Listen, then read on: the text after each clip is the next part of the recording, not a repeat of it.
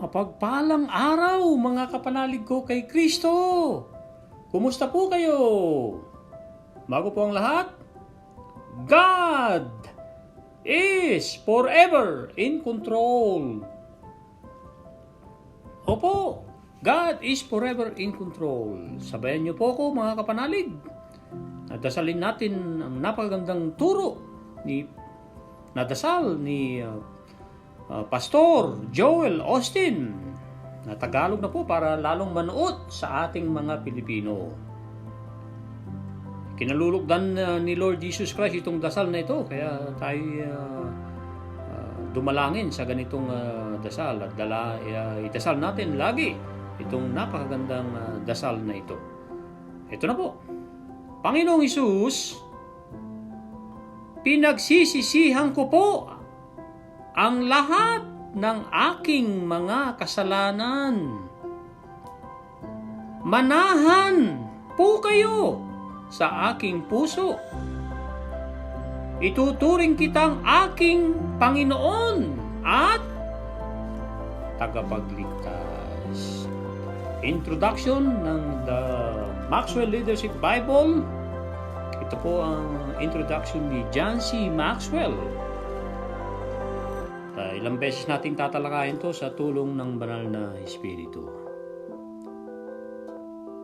Tanong ni John C. Maxwell, where do most people go to learn leadership?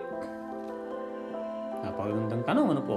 Where do most people go to learn leadership? The answer to that question today is that they search many places. Some examine the world of politics. Others seek models in entertainment industry. Many look to the world of business. Most people seem to look to successful CEOs,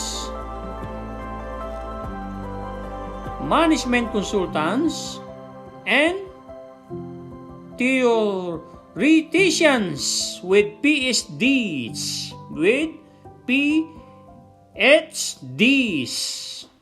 mga PhD, to learn about leadership. But the truth is the best source of leadership teaching today is the same it has been for thousands of years. Ano po yun? Yung tinutukoy ni John C. Maxwell na the best na leadership na matutunan natin. Kanina binanggit, ang leadership ay pwedeng matutunan sa mga taong may degree, PhD, mga CEOs, management consultants, at iba pa. Pero the best na leadership na noong pa man, thousands of years ang lumipas, ay ito. If you want to learn leadership, go to the greatest book on leadership ever written, the Bible. If you want to learn leadership, go to the greatest book on leadership ever written, which is the Bible. You are holding in your hands a tool that has the potential to change your life and the course of your development as a spiritual leader. It is a Bible that draws out the leadership principles that have been woven into it by the one who invented leadership. Sino po ang nag-imbento ng leadership? Wala na pong iba. Si Father God in Heaven. Siya po ang pinaka-ultimate leader natin. Siya ang ultimate leader. Kataas-taasan kaya sa isang napakagaling na leader. Who could possibly teach us more leadership than God Himself? With so many different Bibles to choose from on the shelves of bookstores today, why would anyone take the time and energy to create a leadership Bible? Ang kadugtong po niyan ay bukas ang kung pahinturutan tayo ng ating Panginoon. Susunod po dyan ay the crying need of the church today is leadership. Ibahin natin ng konti ang ating tema. Una ko nang babasahin agad ang episode na tatalakayin natin, which is episode 75 na Bible verse. So para mauna na, and then saka natin basahin yung mensahe ni Lord Jesus Christ sa babasahin nating Bible scriptures. Ito po, ang episode 75, tinawag kita para lakbayin na kasama ko sa landas ng kapayapaan. Which is ito yung mga Bible verse na hinango ni Sarah Young para mensahe sa atin lahat ni Lord Jesus Christ. Nasa Psalms chapter 23 verse 1 hanggang 3. Ito po. The Lord is my shepherd, I shall not want. He makes me to lie down in green pastures. He leads me beside the still waters. He restores my soul. He leads me in the landas of righteousness for His name's sake. Yan po ang Psalms 23 verse 1 to 3. Then, susundan po natin sa Genesis chapter 2 verse 2 to 3. Genesis chapter 2 verse 2 hanggang 3. And it says, and on the seventh day, God ended His work which He had done, and He rested on the seventh day from all His work which He had done. The last verse for the episode 75 ay nasa Luke chapter 1 verse 79. It says, to give light, ilaw, to those who sit in darkness and the shadow of death, to guide our feet into the way of peace. At ang desiderata na few stanza ay ito po. Pakinggan ang iba, kahit ang pulpol at mangmang, sila man ay may masasabi din. Iwasan ang hambog at mapusok, nakakaligalig ng loob. Yan po ang desiderata. Ulitin natin ng sabay-sabay mga kapanalig. Active participation dramatically affects our success conscious. Ito po ang salin ni Benilda S. Santos na desiderata, which is desire of things. Max Ehrmann, 1927. Kaya, how many years na itong poem? 97 years old. Ito po, pakinggan ang iba, kahit ang pulpol at mangmang, sila man ay may masasabi din. Iwasan ang hambog at mapusok, nakakaligalig ng loob. Ang ating next na ipipicture, mga kapanalig, is great is thy faithfulness. Nasa 1 Kings chapter 19 verse 7. Opo. 1 Kings chapter 19 verse 7, it says, arise and eat, because the journey is too great for you. Sino nagsabi po niyan? At sino sinasabihan? Ang sinasabihan po diyan si great prophet Elijah. Ang nagsasabi ng arise, bumangon ka at kumain, kasi ang paglalakbay mo ay laki, napakalayo para sa iyo. 1 Kings chapter 19 verse 7, anghel po padala ng Father God in heaven kay Elijah. Kasi si Elijah gusto nang mamatay, napagod ng todo-todo, na-stress, kahit ang great prophet pala. Dahil siyempre, tao rin yan ay hiniling na mamatay na siya kasi nga pinagbantaan siya ng reyna na si Queen Jezebel. Natakot ang dakilang prophet kasi nga napagod, nagutom. Kaya sabi ng anghel, bumangon ka, Elijah, kumain. Pinagluto siya ng Diyos ng mainit na tinapay at may tubig pa para makainom siya. Kasi nga, ang paglalakbay mo ay napakalayo at napakahirap para sa iyo. Ito pa ang karugtong for today. Great is thy faithfulness. Quote, when we are discouraged spiritually, past tense, discouraged, and fear and doubt assail our soul, we may just need to rest a while. Ulitin ko po. We may just need to rest a while before God heals and makes us whole. Sabi ng quote na ito. Yung fear and doubt, may kasamang isa pa yan. Triplets yan. Yung fear and doubt ay matatagpuan mo rin, nandyan din ang indecision. Yung tatlo na yan, which is binansagan kong I, D, F, sabi ni Napoleon Hill, indecision, doubt, at saka fear, ay triplets ko yan. Kung nasa ng isa, nandyan yung dalawa. Kaya iwasan po natin yan. Matinding kalaban ng tao yan. Indecision, hindi tayo makapagdesisyon, naghahati-hati ang loob natin, isipan natin, natatakot tayo, at nagdududa tayo. Ito pa ang isang quote for today. If we don't come apart and rest a while,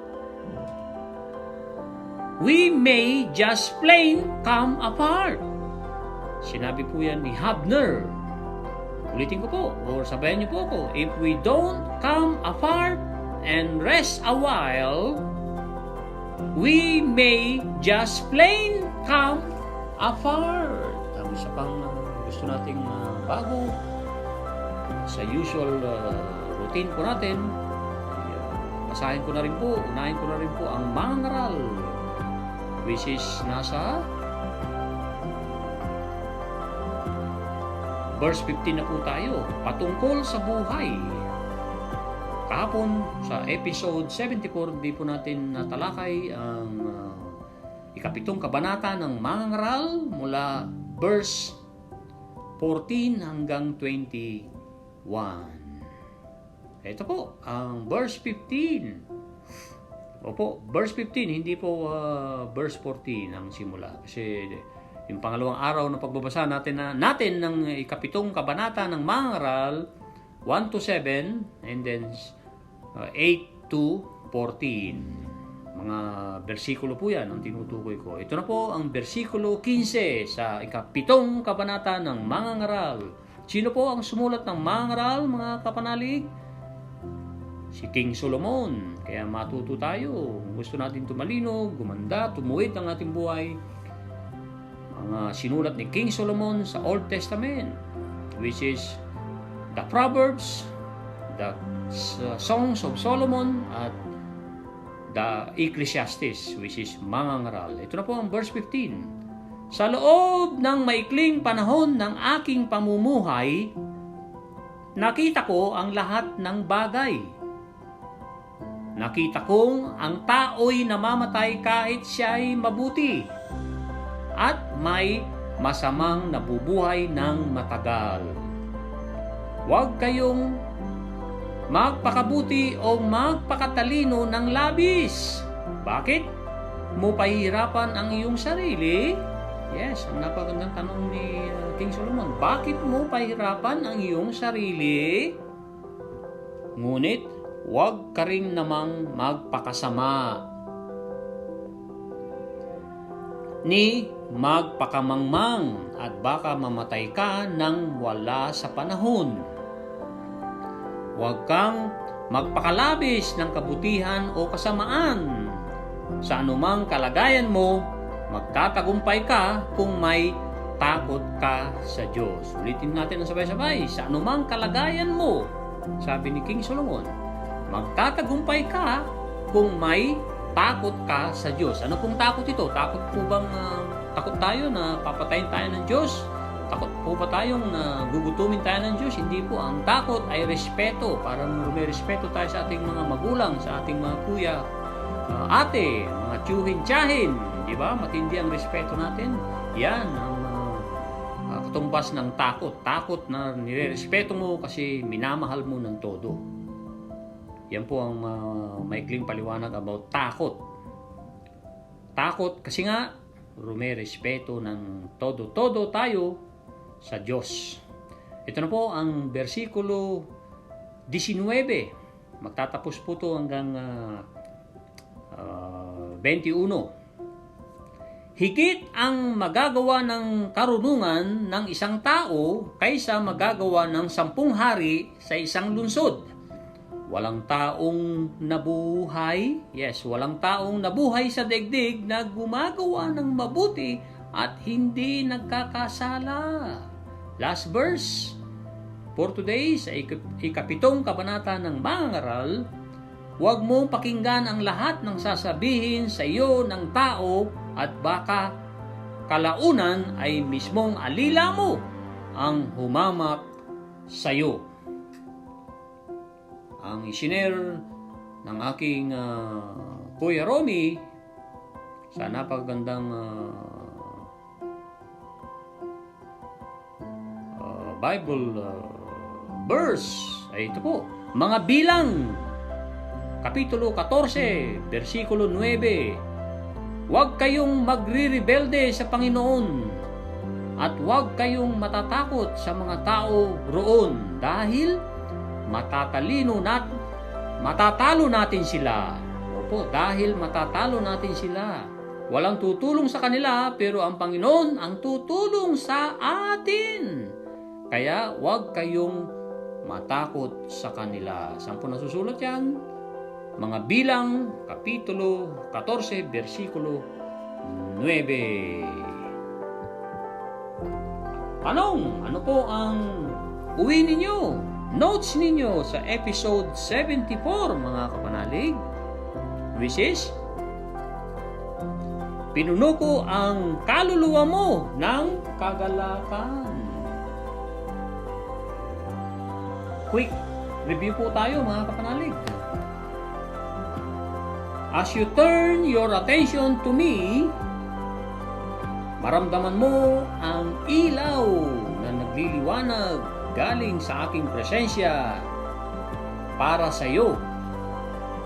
Buksan mo ang iyong isipan at ang iyong puso para tanggapin ang kalangitan na ngumingiti ng approval sa iyo, anak. Hayaan mong ang gintong bahid na pagmamahal ko sa iyo ay magpaligo sa iyo. Yes, magpaligo sa iyo and magbabad sa iyo sa kalaliman ng iyong pagkatao. Ito pa ang susunod na mensahe ni Lord Jesus Christ sa episode 74. Sa pagkakadaragdag at pagkakapuno mo sa iyong pagkatao dahil nananatili ka sa aking presensya, ang mga mararanasan mo ay punong-puno ng kagalakan, kasama ako, kausap ako, na Diyos mo. Ako ay sa iyo at ikaw ay sa akin. Ang iyong kagalakan ay galing sa akin. Ang aking kagalakan, yes, ulitin po natin. Ang iyong kagalakan na kasama ko at ang aking kagalakan sa iyo, anak, ay join together. Sasama-sama na pumapalibot sa iyo at hindi tayo kayang paghiwalin.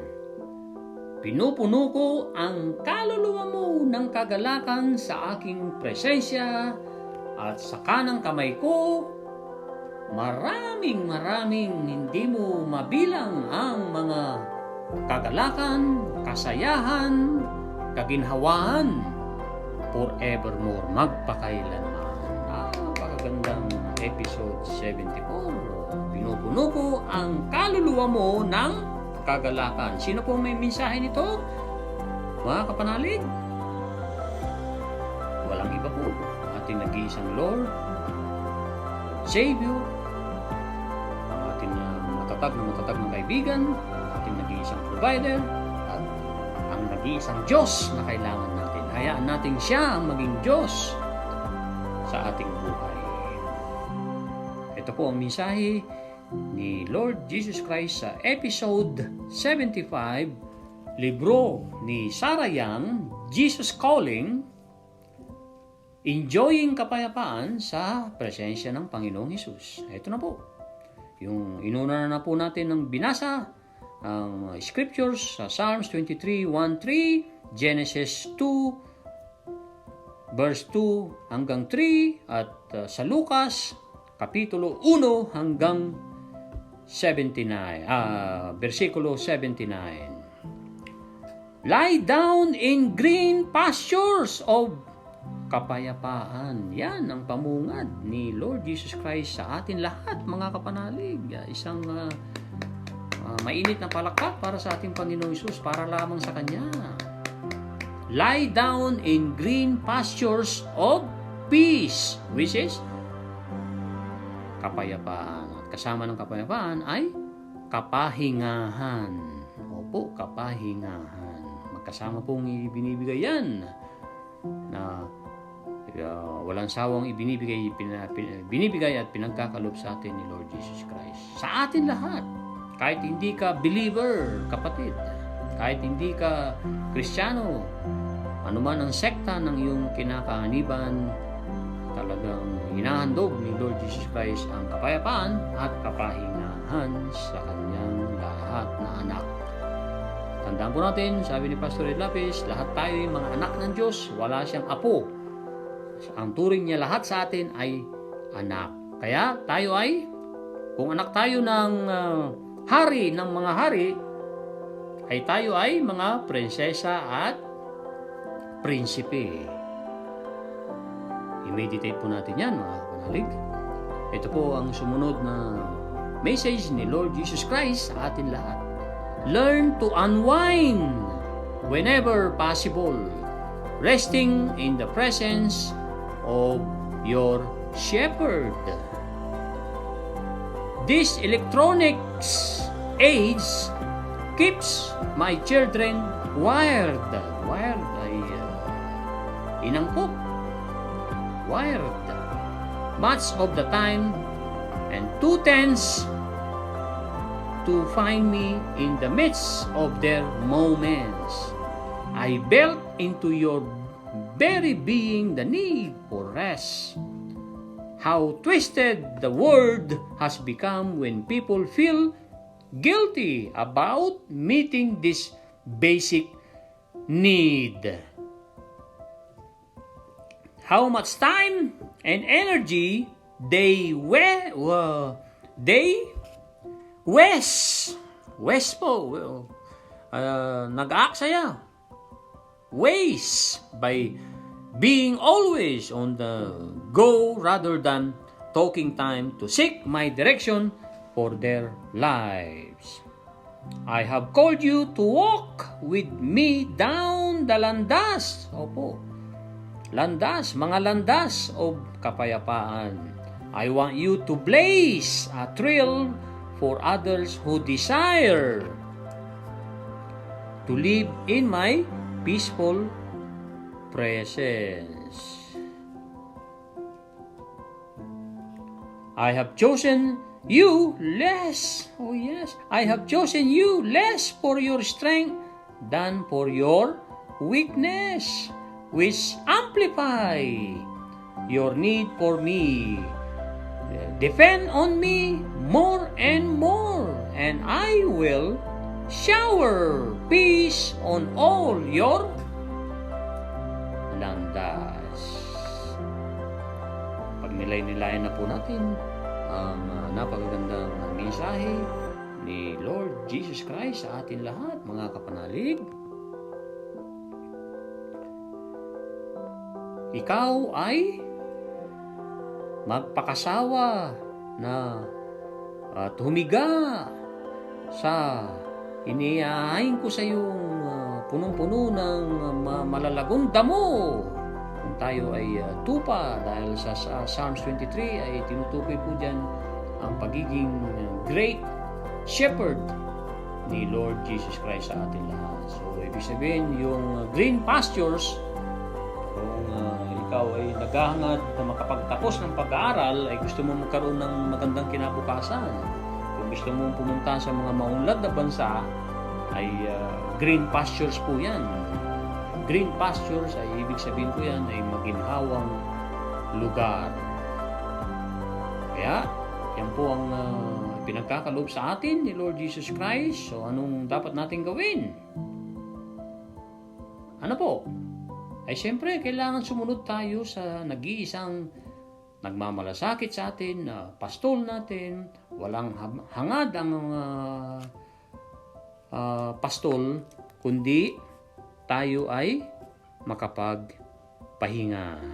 At kahit kapalit ng kanyang buhay, ay iaalay niya sa lahat ng kanyang tupa. Ganyan ang dakilang pastol. At ginawa yan ni Lord Jesus Christ, namatay siya para sa ating mga kasalanan. Hindi po ba? Amen? At matuto kang magpahinga.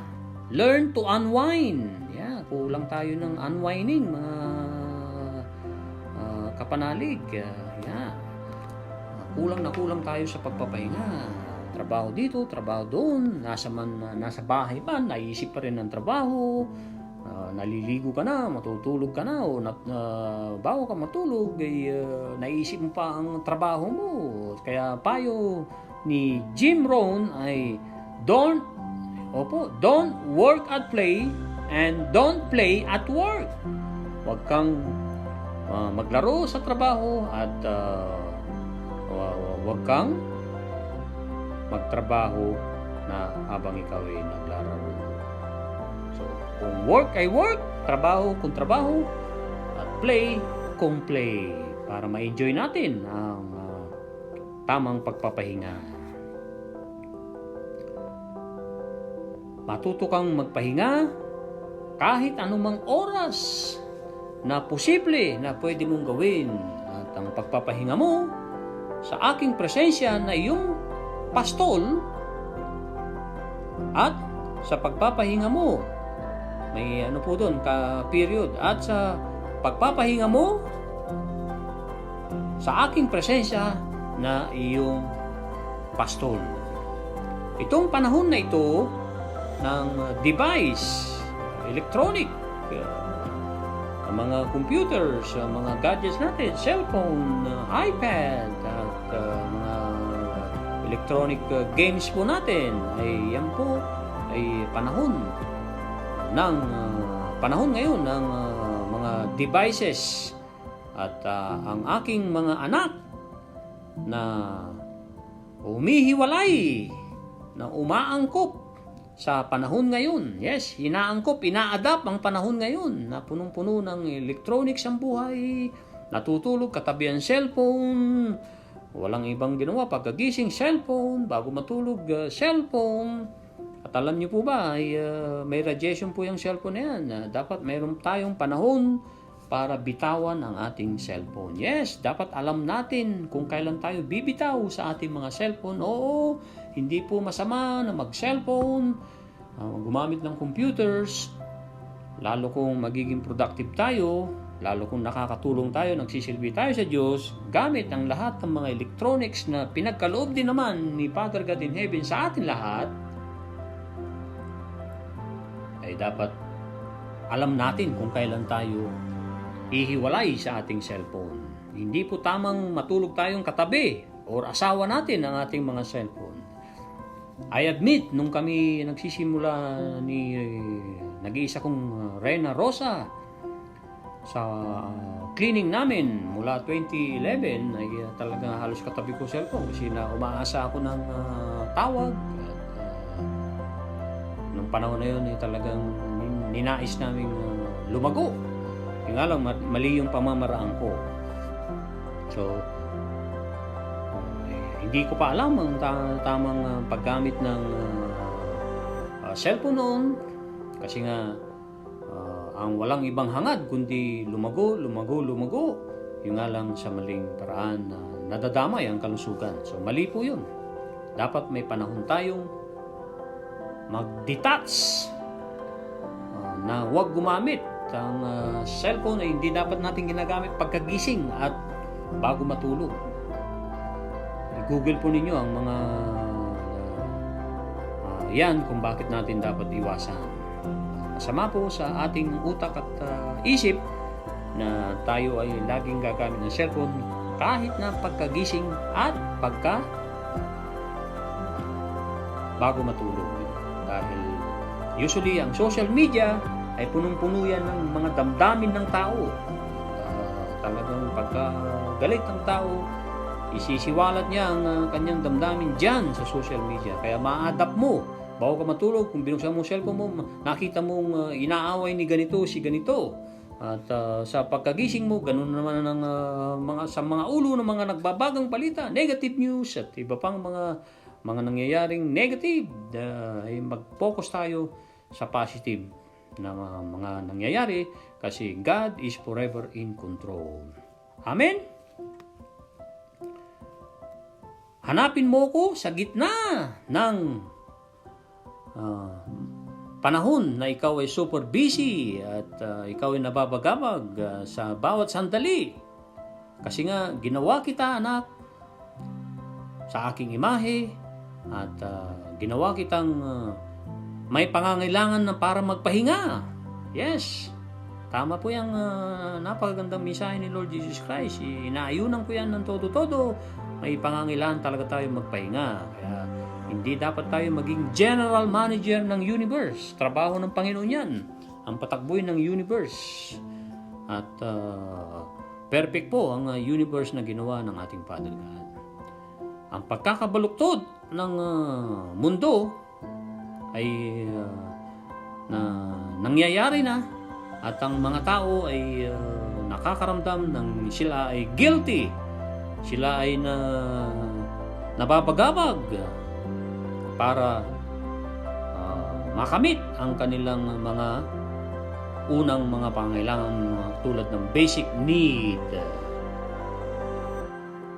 Ilang pang oras ang kailangan mo, sabi ni Lord Jesus Christ, at mga enerhiya mo na para maaksayan. Yes, para maaksaya. Yes, para maaksaya. Waste. Sa pamamagitan ng ikaw ay laging nababagabag. Kaya, dapat makipag-usap ka sa akin, hanapin mo ko, at hanapin mo ang direksyon ko para sa iyo. Para ikaw ay mamuhay ng masagana, mahaba, at mamuhay ka ng mayroong buhay na ipinagkakaloob ko sa iyo. Kapayapaan at kapahingahan. Tinawag kita, anak, para ikaw ay maglakbay sa landas ng kapayapaan. Gusto ko na ikaw ay ano po itong blaze. Hindi ko pa na-google kaagad kanina. I-google natin ng mabilis ang blaze ay nagliliyab. Yes. Gusto ko ikaw ay magliyab sa kapahingan at kapayapaan at mayroong trail. Trail ay daan para sa iba naman na nagnanasa para mamuhay sila ng may kapayapaan sa aking presensya. Pinili kita, anak. Hindi dahil sa kalakasan mo, pinili kita dahil sa kahinaan mo. Wow! Napakagaling ng ating Panginoong Hesus. Talagang mahal na mahal niya tayo. Alam niya ang ating kahinaan, alam niya ang ating kalakasan, at hindi dahil pinili tayong dahil malakas tayo, magaling tayo sa math, magaling tayo sa pagkukumpuni ng mga sasakyan. Hindi po. Minahal tayo ng todo-todo dahil alam niyang may kahinaan tayo. Doon siya pupuno. Kaya nga, pagka mahina tayong umiwas sa bisyong katulad ng alak o sigarilyo, malakas ang Panginoon dyan. Yan ang lakas niya kung ipapaubaya natin siya. Lord, tulungan mo ko na mawala na itong bisyo kong pag-inom ng alak, paggamit ng bawal na gamot, o pambababae, o paglalasing. Pag pinaubaya mo kay Lord Jesus Christ yan, diyan siya malakas, palalakasin ka niya para maiwas ka na sa mga bad habits na yan. At nagdadagdag ng iyong pangangailangan sa akin. Ang iyong kahinaan ay nagdadagdag ng iyong pangangailangan sa akin. Iasa mo ang lahat ng marami pang pagkakataon para paliguan kita ng kapayapaan at sa iyong mga nilalandas. Paliliguan kita ng kapayapaan sa lahat ng oras. Ang ibig sabihin ng mga Panginoon diyan, kasi tinukoy niya ang mga landas ay kung nasaan man tayo, pinupuno tayo, pinapaliguan tayo ng kapayapaan. Papuri sa Panginoon! Napakagaling ng ating Panginoon. Kaya sambahin natin ang Panginoong Hesus. Ibigay lang natin ang nag-iisang gloria, kredito sa ating Panginoon. Hanggat may oportunidad na sumamba sa Panginoon, sa pamagitan ng tayo'y surrender, na ibinabato natin lahat, ibinibigay natin lahat ang mga bigat sa Kanya, na tayo ay magpahinga ng todo-todo ng mayroong kapayapaan ng kalooban at kapayapaan ng isipan. Si Dr. Willie Ong, na napakagandang mga video niya, ang lunas sa sakit sa kamay, likod at tuhod, nasa YouTube po yan. Mayroon po akong pinasa sa iba, lalo po sa aming Fantastic Happy to Serve na exercise, which is naka-drawing po yan o picture para maiwasan ang carpal tunnel syndrome. Ano po ang carpal tunnel syndrome? Turo ni Dr. Willie Ong at saka ni Dr. Lisa na asawa niya. Ang carpal tunnel syndrome ay abnormal condition of the hand and wrist that is caused by entrapment, naipit. Ibig sabihin, entrapment, naipit yung ugat sa kamay natin. Kaya nangihimay-himay, natawag dito, na parang walang malay, walang pakiramdam ang ating kamay. Kasi nga, naiipit. Naipit, in Pilipino yung entrapment, na ginugol natin, entrapment, naipit na ugat, hindi makadalo yung dugo, of the nerve as it passes between the carpal bones that form the wrist. Tanong, what are 5 symptoms of carpal tunnel? What are the 5 symptoms of carpal tunnel? Ito po. These are the most common symptoms. Ito po. These are the most common symptoms. Number 1, weakness when gripping. Ikaw na ay hindi na halos makahawak. Malala na, sabi ni Dr. Willie Ong, kung hindi mo na mahawakan ang baso, paghawak mo, nabibitawan mo ang baso, ay talagang malala na yan. Operation na ang kailangan dyan. Pero ang kagandahan naman sa operation ay outpatient, which is mga kalahating oras lang ang kailangan. So para maiwasan yan, yung humihina ang ating gripping, mayroong exercise na picture si Dr. Willie Ong, at Sinare yan ng mga doktor na espesyalista sa kamay.